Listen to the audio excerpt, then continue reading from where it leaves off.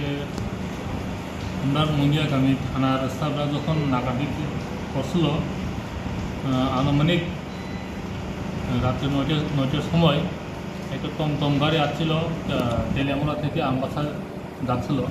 তো আমরা মুঙ্গিয়াগামীর 31 মাইল নাকা পয়েন্টে চেকিং করার সময় আমরা ওই টমটমে 3 জন লোক ছিল।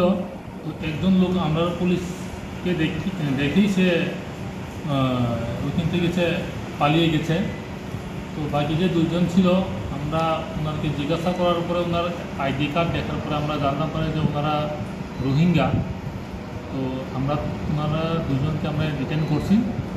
ওখানে একটা শেষে আমরা আইন মোতাবেক ওনার এগেন্সে আমরা কেস রেজিস্টার করা হয়। টমটম চালক অ্যাকচুয়ালি সে তো তার ব্যবসায়ী খাতিরে সে কাজ করছে। তো ওনারা আমরা জিজ্ঞাসা করছি এবং ইন্টারোগেশনও করছি। সে বলল যে ওনার বাড়ি তেলিয়ামুড়া, ওনার নাম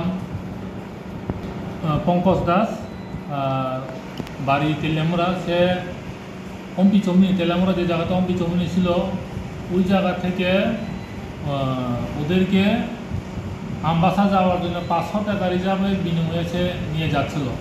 তো আমাদের এই নাকা পয়েন্টে আমরা চেকিং করার সময় ওই 3 জনের মধ্যে একজন তো পালিয়ে গেছে আর 2 জনকে আমরা রোহিঙ্গা হওয়াতে উইদাউট কোনো ডকুমেন্ট ছাড়া তারা ভারতে প্রবেশ করার আইনে আমরা স্পেসিফিক কেস রেজিস্টার করা হইব। আইন মোতাবেক তাদের বিরুদ্ধে করা হইব। আগামীকাল তাদেরকে কোর্টে করা হবে। আমরা ওদেরকে জিজ্ঞাসা করে জানতে পারছি যে মা আর ছেলে।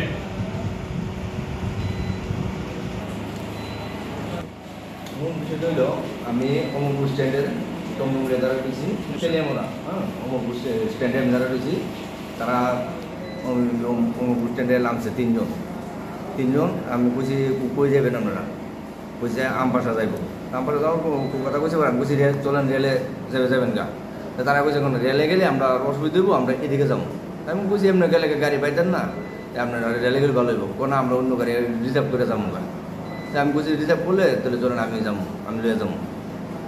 রিজার্ভ 500 টাকা ঠিক করছে। আমি তারা রেলে আইসি। এখানে আওয়ার পরে 41 মাইল আমাদের নাকা চেকিং আছে, এখানে চেক করছে। চেক করার পরে ধরা পড়ছে যে তারা বিদেশি লোক। 2 জনকে অ্যারেস্ট করছে আর 1 জন বেঁকে গেছে। হ্যালো, এটা সন্ধ্যার পরে আমি আইসি, ঠিক আছে।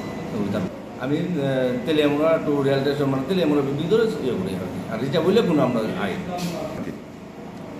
আমার গাড়িতে আমি ইয়ে করে আসি, রিজার্ভ নিয়ে আসি।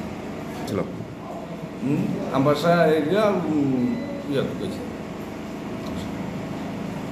পঙ্কজ দাস, তেলিয়ামুড়া রাজনগর।